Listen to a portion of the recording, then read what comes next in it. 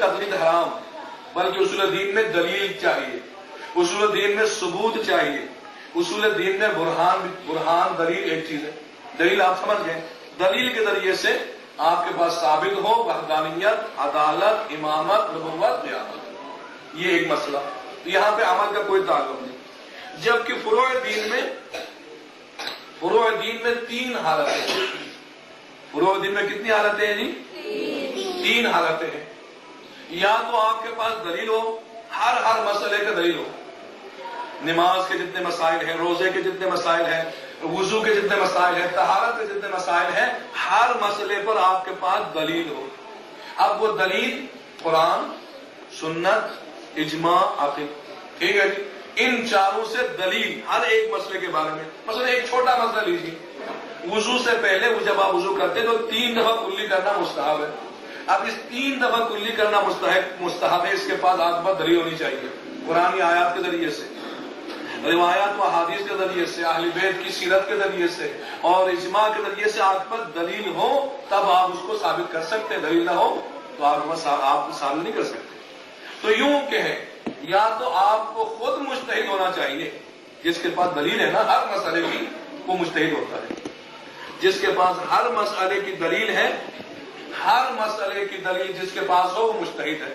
تو یا تو ہمیں مجتہد ہونا چاہیے ایک صورت، یا تو ہم مجتہد تو نہیں ہو سکتے، اتنے بڑے عالم تو نہیں بن سکتے دلیل ہر ایک کی ہمارے پاس ہو، کم از کم ہمیں احتیاط کرنے والا ہونا چاہیے۔ احتیاط کیسے؟ احتیاط کا مطلب یہ ہے کہ آپ کے پاس اتنا علم ہے کہ تمام مسائل کو وضو سے لے کر حج، زکات، خمس، جتنے مسائل ہیں وہ سارے مسائل، تمام مجتہدین کے فتوا، تمام مسائل آپ کے سامنے ہیں، اور اس وقت آپ کیا کرتے ہیں؟ تمام مسائل کو سامنے رکھ کے جہاں جہاں اختلاف ہے اس کو چھوڑ دیتے ہیں، جہاں جہاں اتفاق ہے اس کو لے کے اس کا عمل کرتے ہیں۔ اس کے لیے بھی علم چاہیے، اگر ہمارے پاس علم نہ ہو تو ہم احتیاط نہیں کر سکتے۔ تو یہ دو۔ تیسری صورت یہ ہے کہ نہ آپ مجتہد ہیں، نہ آپ احتیاط کر سکتے ہیں، آپ کیا ہے؟ صرف تقلید کر سکتے ہیں۔ آپ نہ مجتہد ہیں، نہ احتیاط پہ عمل کر سکتے ہیں، بلکہ صرف تقلید کر سکتے ہیں، جیسے مجتہد کا فتویٰ ہے ویسے عمل کر سکتے ہیں۔ اب آپ یہ بتائیں کہ آپ میں سے کوئی مجتہد ہے نہیں؟ میں نہیں کہہ سکتا، یہاں ملکہ میں کوئی عالم یہ نہیں کہہ سکتا کہ میں مجتہد ہوں، کہ جائے کہ میں کہوں مجتہد۔ ہم میں سے کوئی مجتہد نہیں، چلو مجتہد نہیں ہے تو کیا احتیاط پہ عمل کرنے والا ہے ہم میں سے کوئی نہیں؟ نہ میں ہوں نہ آپ میں سے کوئی ہے، کیونکہ ہمارے پاس اتنا علم نہیں ہے کہ تمام مسائل کو جمع کریں، اختلافات کو نکال دیں، اتفاقی مسائل کو لے لیں۔ ہم میں سے کوئی بھی نہیں ہے، بس نہ ہم مجتہد ہیں، نہ ہم احتیاط پہ عمل کر سکتے ہیں۔ تیسری صورت ہمارے لیے رہ جاتی ہے کہ ہم تقلید کر سکتے ہیں۔ ہم سب تقلید کرنے والے ہیں، ٹھیک ہے؟ اب تقلید کسے کہتے ہیں؟ سب سے بڑے مجتہد کے فتوے پہ عمل کرنے کو تقلید کہتے ہیں۔ اب یہاں 3 الفاظ کی تشریح کروں گا، ایک تقلید ہے، ایک مقلد ہے، ایک مقلد ہے، ٹھیک ہے جی؟ ایک تقلید، ایک مقلد، ایک مقلد، زبر کے ساتھ، زبر دیر کا فرق ہے۔ تقلید کسے کہتے ہیں؟ تقلید اس عمل کو، کسی کے حکم پہ چلنا، اس کو تقلید کہتے ہیں۔ کسی کے فتوے پہ عمل کرنے کو تقلید کہتے ہیں، یہ تقلید ہے۔ مقلد کون ہے؟ مقلد وہ ہے جو تقلید کرتا ہے، جو تقلید کرتا ہے، جو کسی کی باتوں پہ عمل کرتا ہے، اس کو مقلد کہتے ہیں۔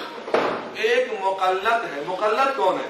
مقلد وہ ہے کہ جس کی باتوں پہ ہم عمل کرتے ہیں، جس کے فتوے پہ عمل کرتے ہیں، اس کو مقلد کہتے ہیں۔ یعنی مجتہد کو مقلد کہتے ہیں، ہمیں مقلد کہتے ہیں، اور جو آپس میں جو رابطہ ہے اس کو تقلید کہتے ہیں، ٹھیک ہے جی؟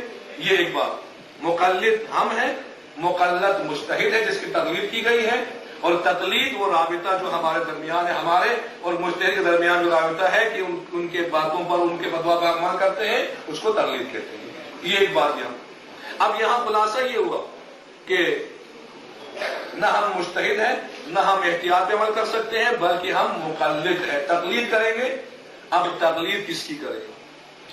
تقلید کس کی کریں؟ کیونکہ تقلید کے بغیر آپ اس کے علاوہ، دین کے علاوہ معاشرے میں دیکھیں، معاشرے میں بھی تقلید کے بغیر کوئی کام نہیں ہو سکتا۔ اگر آپ نے کسی ایسی جگہ جانا ہے جہاں جس جگہ کے بارے میں آپ کو پتہ نہیں وہ جگہ کہاں ہے، تو آپ پوچھیں گے کسی سے بھائی وہ جگہ کہاں ہے، تو وہ کہیں گے بھائی ادھر سے جاؤ، وہاں سے ادھر سے آپ جائیں گے، وہاں پہنچ جائیں گے۔ تو آپ جیسے اس نے کہا ویسے جائیں گے تو منزل تک پہنچیں گے۔ اگر آپ نے کہا بھائی میں اسی طرح نہیں کروں گا، دوسری طرف نکل جائے، تو پھر کہاں پہنچیں گے؟ آپ منزل سے دور نکل جائیں گے۔ تو وہاں بھی تقلید۔ اگر آپ نے کاروبار کرنا ہے تو پہلے آپ کسی دکان پہ جا کے شاگرد بننا پڑے گا آپ کو، جیسے وہ سمجھائے گا، جیسے وہ سکھائے گا، آپ کو سیکھنا پڑے گا، اس کے بعد پھر جا کے آپ کاروبار کر سکتے ہیں۔ یہاں بھی تقلید ہے۔ آپ سکول جاتے ہیں، جیسے استاد کہتے ہیں ویسے آپ کو کرنا پڑتا ہے، تبھی تو آپ کچھ سیکھیں گے۔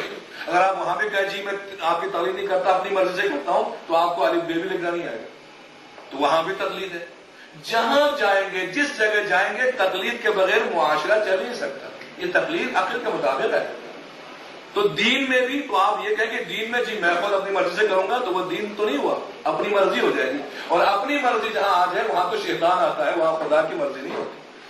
انسان جب تک دین کے مطابق نہ چلے وہ مومن اور مسلمان نہیں ہو سکتا ہے۔ تو تقلید معاشرے کے ہر مقام پر ہے، ہر گھر میں تقلید ہے، ہر دکان پہ تقلید ہے، ہر بازار میں تقلید ہے، ہر معاشرے میں تقلید ہے، تو دین میں بھی تقلید ہے۔ یہ عقل کے مطابق ہے۔ تو اب آپ کاروبار نہیں جانتے تو اسی کے پاس جائیں گے نا جو کاروبار جانتا ہے۔ آپ بیمار ہو جائیں گے تو پھر ڈاکٹر کے پاس جائیں گے چونکہ وہ جانتا ہے۔ جیسے ڈاکٹر کہیں گے ویسے عمل کریں گے، اگر نہیں کریں گے تو پھر آپ بیمار ہی نہیں جائیں گے، آپ صحیح نہیں ہوں گے۔ ٹھیک اسی طرح اب اگر دین میں آپ کسی بات پہ عمل کرنا چاہیں تو جو دین جاننے والا ہے اسی کے پاس جائیں گے، جیسے ان کا فتویٰ ہوگا، جیسے ان کا حکم ہوگا، اسی کے مطابق ہم چلیں گے۔ اسی کو تقلید کہتے ہیں۔ اب تقلید ہم نے کس کی کرنی ہے؟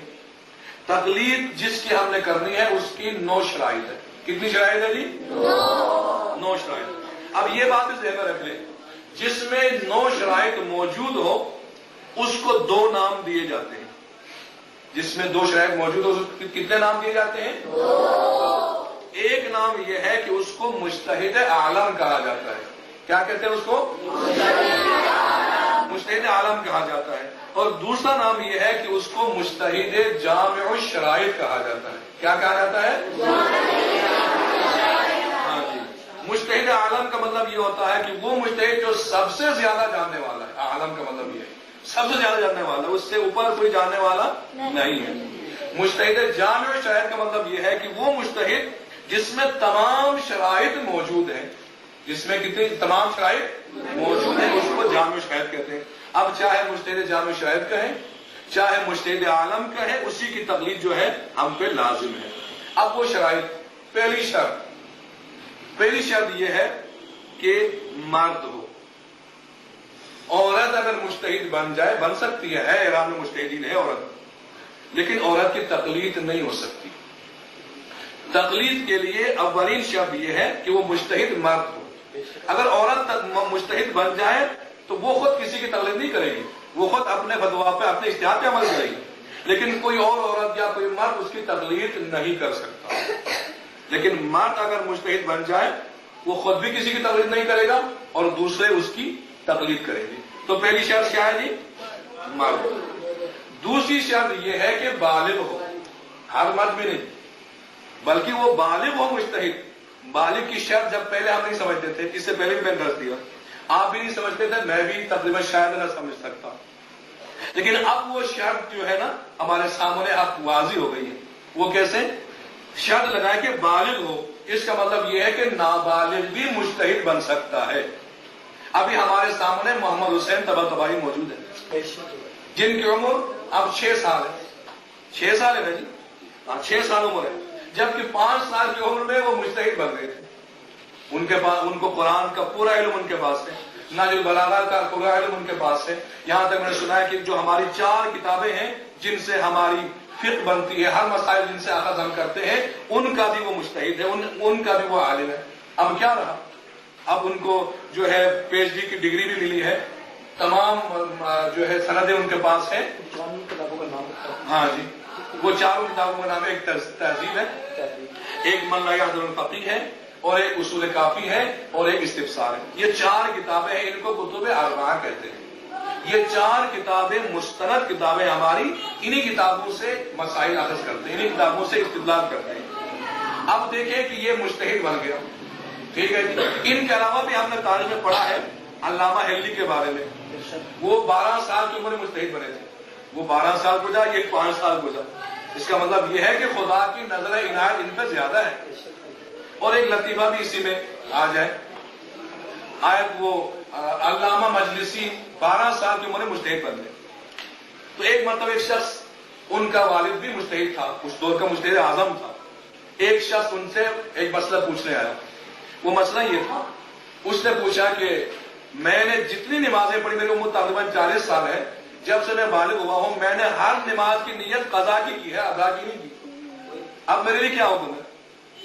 اس نے سوال کیا میں نے ہر نماز قضا کی نیت سے پڑھی ہے، ادا کی نیت سے نہیں پڑھی، اب میں کیا کروں؟ تو علامہ مجلسی کے باپ نے یہی کہا کہ تم پوری زندگی کی نمازیں دوبارہ پڑھو۔ اب ہمیں کہتے تو ہم تو پریشان ہو جائیں گے نا، وہ شاید بھی پریشان ہو گیا، اب پہلے آیا تھا کسی اور موڈ میں، اب جا رہا ہے پریشان۔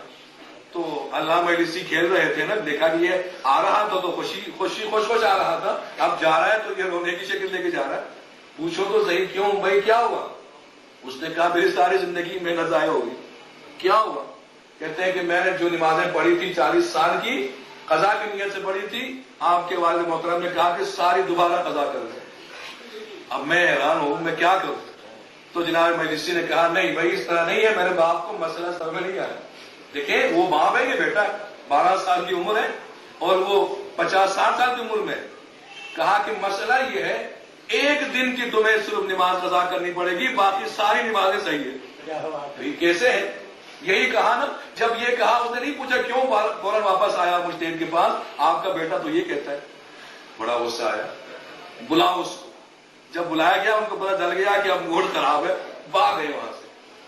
جب علامہ مجلسی بھاگ گئے نا، ان کے باپ نے ان کو پکڑایا، ان کو پکڑنے کی کوشش کی، یہ میری توہین کر رہا ہے۔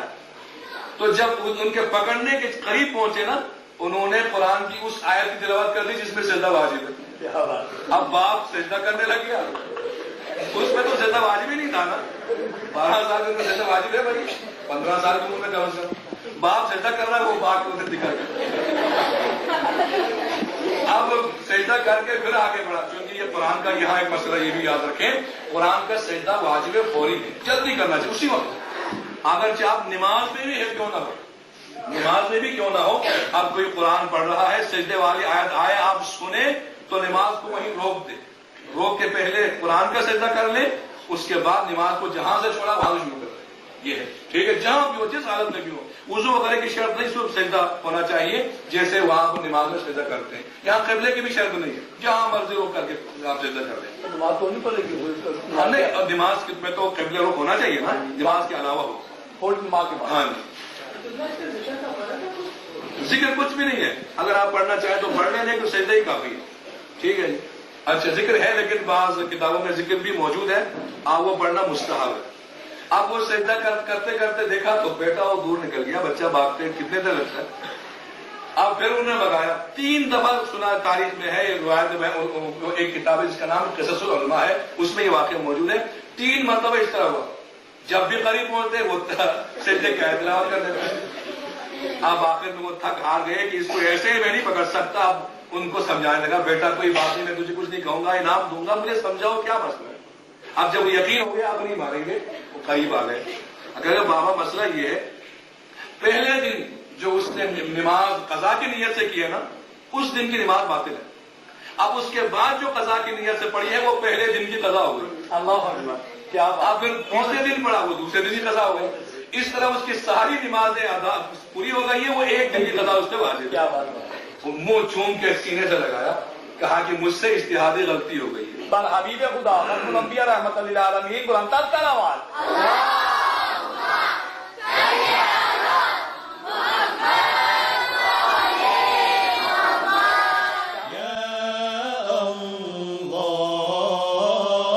يا الله يا الله يا الله